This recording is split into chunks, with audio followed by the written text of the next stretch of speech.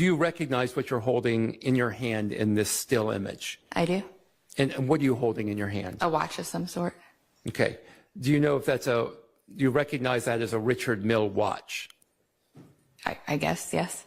And that's a pink watch, correct? It's pink and either pink and light pink or pink and white, yes. It's a pink band, correct? Correct. And it has a white ceramic, I'll call it the body of the watch. White, or, yeah, I guess it's white if you say so, yes. Okay.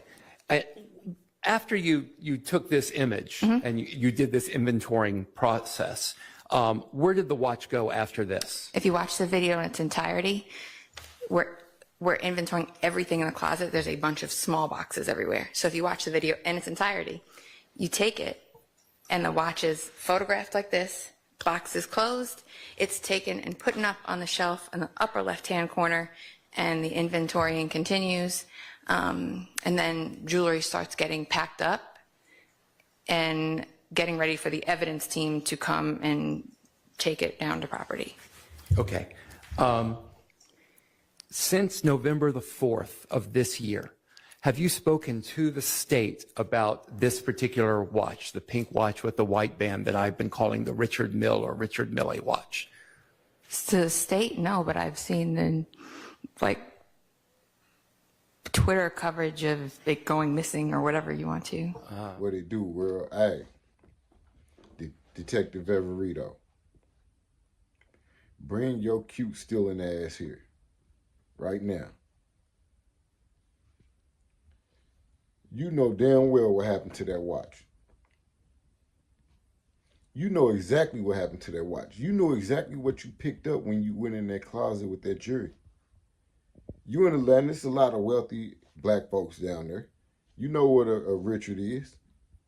You know what it is.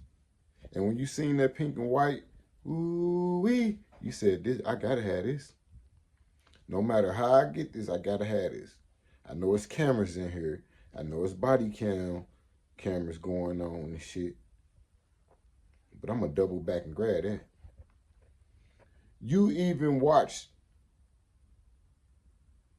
videos on that just to see what they were saying. Literally, you weren't even supposed to be watching the trial or none of that. But you made sure your good stealing ass knew what they was talking about when it came to that watch. Yeah, you on camera holding it and all that. Like, you know exactly where that watch is right now, today. You even priced that watch. You didn't just look at that watch and be like, it's cute. Nigga, you knew that was in thug possession. And you know he ain't about to wear no bull. And they got shops all through Atlanta selling expensive ass shit like that. So you knew exactly what you had with your cute stealing ass. I'd like to know about this. Tell me, in the whatever coverage you saw, what did you learn about this watch that came up in this trial? Sustained. Well, yeah, sustained. Okay. So after this watch was inventoried and you left it for, I'm sorry, who did you say takes the watch after the inventorying process? Okay. So if you watch the video in its entirety. Which I can't show here, but right. Go ahead. But if you watched it, like I watched it, the watch gets boxed back up and placed up on the shelf. And it gets left there by the team as as an accident, it was left there. The home was then turned over to Mr. Williams Sr. and Mr. Garfield Lamond to take possession of the home. And is it the normal process when you're taking jewelry from the home or high-valued goods that you leave behind a $500,000 watch on a shelf? First, I don't know the value of it. Second of all, like I said, there were numerous jewelry boxes. First of all, with your cute stealing ass, you knew exactly what you had in your hand. You knew you had one expensive ass watch in your hand. That's why you held it the way you held it. Real talk, you already knew this. So when it came up missing, you would be able to be like, I gave the house back to Thug Daddy type shit. You feel me? Like, you already had this shit planned out, man. You said this watch fit my collection. and it's probably more expensive than every watch you ever touched. And that's crazy that you sitting up there and you gonna blame Thug Daddy now and whoever else you just said for being in the house with the jury. But you said they came back to collect the shit, right? And basically you saying before they came back to collect it, Thug Daddy already, you know what I mean, they came and took it, or whoever came and took it. Boy, y'all so slick down there in Atlanta, boy, don't make no sense. And you too cute to be a thief. But I guess they come in all shapes, forms, sizes, looks, and all. Straight up, man. Hey, leave your comments, man. Subscribe to the channel. I'm out. As an accident, it was left there. The home was then turned over to Mr. Williams Sr. and Mr. Garfield Lamond to take possession of the home. And is it the normal process when you're taking jewelry from the home or high-valued goods that you leave behind a $500,000 watch on a shelf?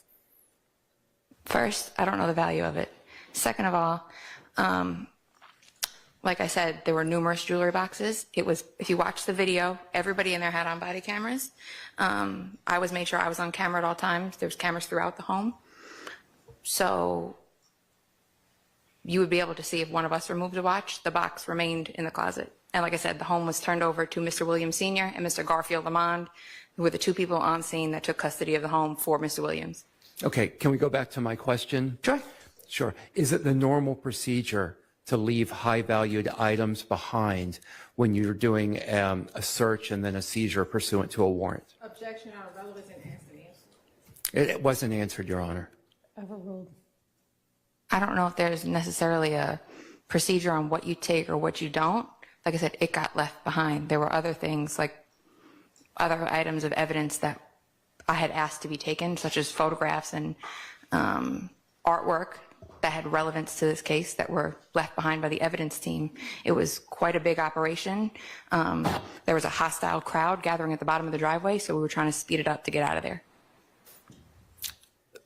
So are you telling me that law enforcement has no procedure with what you do with high-value items that are subject to a seizure warrant? Objection on relevance, asked and answered. It's asked and answered at this point. Okay. So the watch you say was left behind. What else wasn't done according to your instructions at the home that day? I believe there were two pieces of artwork that were, one was Mr. Williams in a general uniform with snakes on his arm, and then one was Mr. Williams as like the Jesus at the Last Supper with all the people around him that I thought were relevant that were not taken. And like I said, it started to get pretty hostile out there, so we were trying to speed things up. You said that there were many people with body cams in the Correct. home at the time. How many people approximately at the time of this raid of the home, let's call it that, were wearing body cams? Almost everybody. And did these body cams capture Mr. Kendrick within the home? I believe they caught Mr. Kendrick running from the home. That's not the question I asked. They caught him outside of the home.